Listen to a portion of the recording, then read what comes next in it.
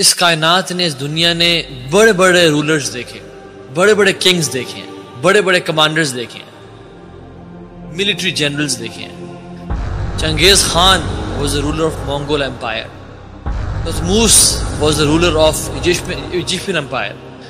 Big names, huge leaders, qualities wale. Darius was the ruler of Persian Empire. Alexander was the ruler of Macedonia. Napoleon was the ruler of French Empire. Pupienus Maximus was the ruler of Rome. Julius Caesar was the ruler of Republic of Roman Empire. Shang was the ruler of Chinese Empire. Rurik was the ruler of Russian Empire. Attila was the ruler of Hunnic Empire. Charles, he was the king and the ruler of Frankish Empire. But there was a slave from the slaves of Allah. There was a soldier from the soldier of Allah subhanahu wa ta'ala. An abid from Ibadullah, from the companions. Sayfun min suyufillah, sword from the swords of Allah subhanahu wa ta'ala. He was a commander, he was a conqueror. He crushed superpowers. He conquered Persia, he conquered Rome, he conquered Iraq, he conquered Iran, he conquered Armenia, he conquered Jordan, he conquered Syria. Undefeated commander, undefeated ruler, undefeated general, and undefeated soldier. A sword from the sword of Allah subhanahu wa ta'ala, Khalid ibn Walid radiyallahu ta'ala. Some generals, some rulers are known for their plan of attack. Some generals and rulers and kings are known for their plot and plan. Some for their tactics. Some generals are known for their fortitude. کچھ کو جانا جاتا ہے ان کی courage, brewery اور بہادری کی وجہ سے. کچھ کو ملٹری ایکسپیڈیشنز کی وجہ سے جانا جاتا ہے. کچھ کو گوریلا وارفیئر کی وجہ سے جانا جاتا ہے. But there was a man, he was equal to 1 billion. He was known for his courage. Even his enemies used to fear him. His enemies used to praise him. Leadership, he was known for his leadership. He was known for his toughness and roughness. He was known for his strategy. He was known for his bravery. He was famous for his plan. Even the enemies praised him. Sayfun min suyufillah, a sword from the swords of Allah subhanahu wa ta'ala. Khalid bin Walid radiyallahu ta'ala anhu. The prince of Persia praised him. The priest of Byzantine praised him.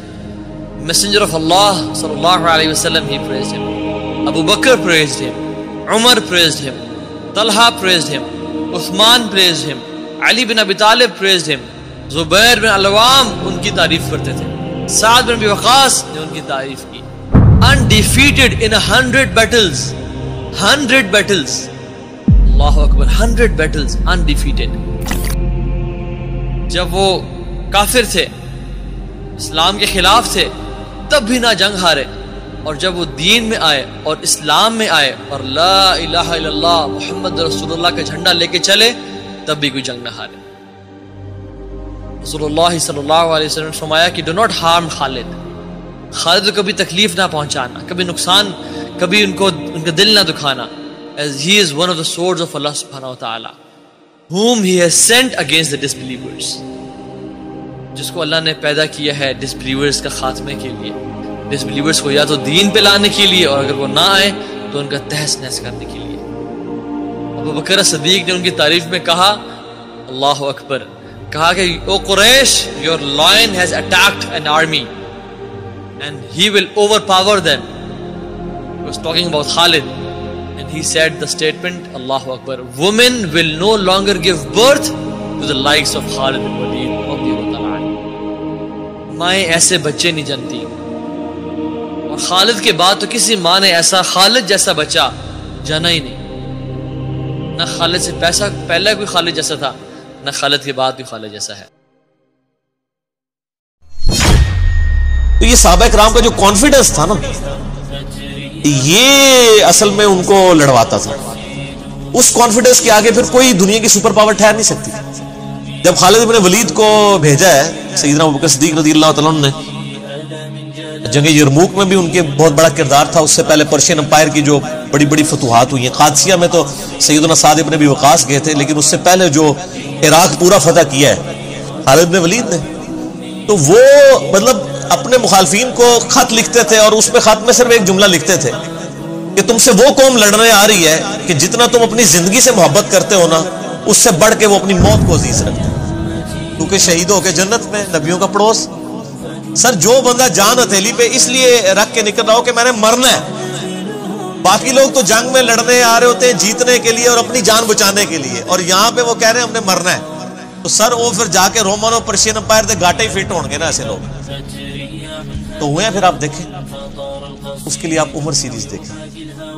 Umar series کے اندر انہوں نے یہ چیز فلما دی ہے, قطر والوں نے حق ادا کیا. تو اردو ڈبنگ کے ساتھ بھی اس کی آلموسٹ 15 ایک ساتھ تقریباً آ چکی, سب ٹائٹل کے ساتھ مکمل آ چکی ہیں. عربی والی اور انگلش سب ٹائٹل والی پہلے ہی موجود ہے. سیدنا خالد بن ولید رضی اللہ تعالیٰ عنہ تو اللہ تعالیٰ نے مشرکین عرب سے اٹھا کے رومن اور پرشین امپائر کے اوپر دے مارے. بڑی ایکسٹراورڈنری پرسنالٹی. نبی الاسلام کی اعلان نبوت کے بعد 19 سال تک کافر رہے. اس 19 سالوں میں موت بھی آ سکتی تھی, لیکن اللہ نے زندہ رکھا. حتیٰ کہ غزوہ احد کے موقع پر نبی الاسلام کے جو 4 دانت شہید ہوئے ہیں, بخاری مسلم میں آتا ہے, خالد بن ولید کی وجہ سے ہوئے ہیں. انہوں نے وہ جب درہ چھوڑ دیا تھا عبداللہ ابن جبیر اور باقی ان کے ساتھیوں نے, عبداللہ ابن جبیر نے تو نہیں چھوڑا تھا, چند ساتھیوں نے, تو یہ پیچھے سے آگے حملہ آور ہوئے, اور نبی الاسلام کی بددعائیں اس موقع پہ. نبی الاسلام کی مبارک زبان سے نکل گیا, اللہ ایسی قوم کو کیسے ہدایت دے جنہوں نے اپنے نبی کا چہرہ خون سے رنگ دیا. سورہ ال عمران میں جہاں پہ صحابہ کرام کو اللہ تعالیٰ نے گرفت کی ہے نا 60 آیات میں کہ غزوہ احد پہ تم نے یہ غلطی کی, پھر اینڈ پہ معاف بھی فرما دی. پہلی گرفت نبی علیہ السلام پہ آئی ہے, لیس لک من الامر لیس لک من الامر شیء. نبی آپ کو تو کوئی اختیار نہیں, اللہ چاہے ان کو ہدایت دے دے. ہوئے ہوئے ہوئے ہوئے, اور اسی کو ہدایت بھی مل گئی. اسی پیگن کو اللہ نے اٹھایا ہے. پیگن انگلش میں کہتے ہیں بت پرست. آپ گوگل پہ جا کے لکھیں حضرت خالد بن ولید کا تعارف, کہ ایک عرب کا پیگن اللہ نے اٹھا کے اسے رومن اور پرشین امپائر الٹوا دیا. پھر 19 سال تو کفر میں گزرے ان کے, اسلام میں ان کے 19 سال نہیں گزرے سر, اور مشکل 10-11 سال, لیکن انہوں نے اپنے 19 سالوں کے بھی سارے گناہ دھلوا دیے. جو کچھ کیا اور جو کچھ اللہ نے ان سے کام لیا. یہ ایک الگ سے تلخ حقیقت ہے کہ سیدنا خالد بن ولید سے نبی الاسلام کے مبارک زمانے میں بھی اور بعد میں بھی بحیثیت انسان کچھ غلطیاں ہوئی ہیں, بخاری مسلم میں رپورٹ ہوئی. لیکن کسی شخص کی چند ایک غلطیوں سے اس کا پورا پلڑا ادھر کا ادھر نہیں ہو جاتا. اللہ بھی قیامت والے دن نیکیوں اور برائیوں کو تولے گا. نیکیاں زیادہ ہوں گی تو پھر اس کو یہ نہیں کہا جائے گا کہ یہ تو نے اتنی بڑی برائی کیوں کی تھی, پھر وہ پاس ہو چکا ہے. چاہے کسی ایک سوال میں اس کے 0 نمبر بھی آئے ہوئے ہیں, پاس ہو چکا تو اس کا تانا بھی نہیں دیا جائے گا, نیور. تو 2-4 واقعات کو لے کے اس طریقے سے کسی بندے پہ چڑھائی کرنا یہ بالکل زیادتی والی بات. سیدنا خالد بن ولید سیف اللہ ہے, اس میں کوئی شک نہیں ہے. صحیح بخاری میں جو یہ حدیث کہتے ہیں نا, یہ حدیث بڑی مشہور ہے. غزوہ موتا کے موقع پر آپ کو پتا ہے نبی الاسلام نے رومن امپائر کی طرف اپنا ایک ایلچی روانہ کیا تھا, خط بھیج, اس ایلچی کو قتل کر دیا, اور اس وقت ایلچی کا قتل اعلان جنگ ہو گیا. تو نبی الاسلام نے ایک لشکر روانہ کیا زید بن حارثہ کی قیادت میں. نبی الاسلام کے منہ بولا بیٹا جس کا نام قرآن میں, واحد صحابی جس کا نام قرآن میں, زید. لیکن ساتھ ہی آپ نے فرمایا, صحیح بخاری میں الفاظ ہے کہ اگر زید فوت ہو جائے, مسند احمد میں ڈیٹیل موجود ہے انہی الفاظ کے ساتھ, کہ زید فوت ہو جائے تو جعفر کو اپنا امیر بنا لینا. جعفر فوت ہو جائے, شہید ہو جائے, تو پھر عبداللہ بن رواحہ کو بنا. اگر وہ بھی شہید ہو جائے پھر تو اپنی مرضی سے کسی کو امیر چن. یہ مسند احمد میں, بخاری میں الفاظ ہیں کہ صحابہ کرام کہتے ہیں نبی الاسلام مدینہ شریف میں تھے اور آپ علیہ السلام کی آنکھوں سے مسلسل آنسو رواں تھے, اور آپ نے کہا کہ میرے زید کو شہید کر دیں.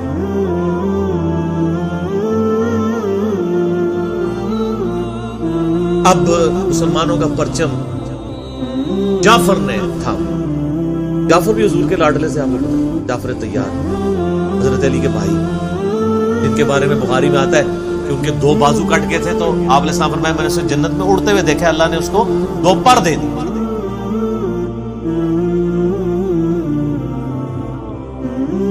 نجاشی کے دربار میں انہوں نے ہی، آپ کو پتہ سورہ مریم پڑھی تھی.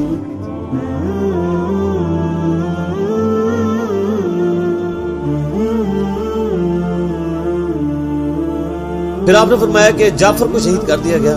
اب عبداللہ ابن رواحہ نے پرچم تھا، پھر آپ نے فرمایا اسے بھی شہید کر دیا گیا. پھر آپ نے فرمایا اب اللہ کی تلواروں میں سے ایک تلوار کو مسلمانوں نے اپنا امیر چن لیا، اور میں اللہ سے امید کرتا ہوں اللہ تعالیٰ اس کے ہاتھ پہ فتح دے، اور فتح ہو بھی. یہ بخاری کی جو حدیث ہے نا، اس کے اوپر امام بخاری نے باب باندھا ہے مناقب خالد ابن ولید. حالانکہ اس میں خالد ابن ولید کا نام نہیں تھا، لیکن اس حدیث کے اوپر باب کیا باندھا؟ خالد ابن ولید، کیونکہ وہ سیف اللہ وہ تھے. سیوف من سیوف اللہ، اللہ کی تلواروں میں سے ایک تلوار کے ہاتھ میں جھنڈا آ گیا، اللہ تعالیٰ فتح دے گا، فتح ہو گئی. باقی حضرت خالد ابن ولید رضی اللہ تعالیٰ عنہ کی پرسنالٹی یعنی بڑی ایکسٹراڈنری ہے. آپ دیکھیں کہ آلموسٹ ان کی جو عمر مبارک ہے وہ بلو 45 تھی جب وہ فوت ہوئی حضرت عمر کے دور کے اندر. حضرت ابوبکر صدیق کے دور کے اندر وہ آرمی چیف تھے. وہ سر عمر سیریز پھر دیکھیں تو آپ کو پتا چلے، انہوں نے ایک ایک چیز فلمائی ہے. مسلمہ کذاب کے خلاف قتال میں کون لیڈ کر رہا تھا؟ خالد بن ولید. جتنے عرب کے قبائل مرتد ہوئے ہیں ان کے خلاف حضرت خالد بن ولید کو بھیجا. اور اس کے بعد پرشین امپائر کا جب جہاد شروع ہوا ہے تو شروع کی ساری مہمات میں حضرت خالد بن ولید تھے. تو کرتے کرتے اس دوران کچھ واقعات رپورٹ ہوتے تھے ایسے. حضرت ابوبکر صدیق سے حضرت عمر مخالفت کرتے تھے. وہ کہتے تھے یہ اپنی طرف سے کچھ ڈسیزن کر لیتا ہے، اس کو چاہیے کہ امیر کی اطاعت کرے. حضرت ابوبکر صدیق کہتے تھے کہ اگر وہ میرے حکم کا انتظار کرے گا تو 1 مہینہ تو خط پہنچنے میں لگے گا، ایک جانے میں اس وقت تک اس کے ہاتھ سے موقع ہی نکل جائے. تو میں نے اسے اختیار دیا ہوا ہے. وہ موبائل فون یا کوئی اس وقت واٹس ایپ تو ہے نہیں تھا. لیکن حضرت عمر ذرا ڈسپلن کے بہت سخت تھے. وہ کہتے تھے اس طرح ان کو خود ڈیسیژن نہیں لینا چاہیے، کیونکہ اس میں 1-2 مسئلے ان سے مس ہینڈل بھی ہو گئے. جب اتنے بندہ کام کر رہا ہوتا ہے 1-2 مسئلے تو مس ہینڈل ہو جاتے ہیں. ہم سمجھتے ہیں مس ہینڈل ہونے کا مطلب ہے 0 سے ملٹیپلائی.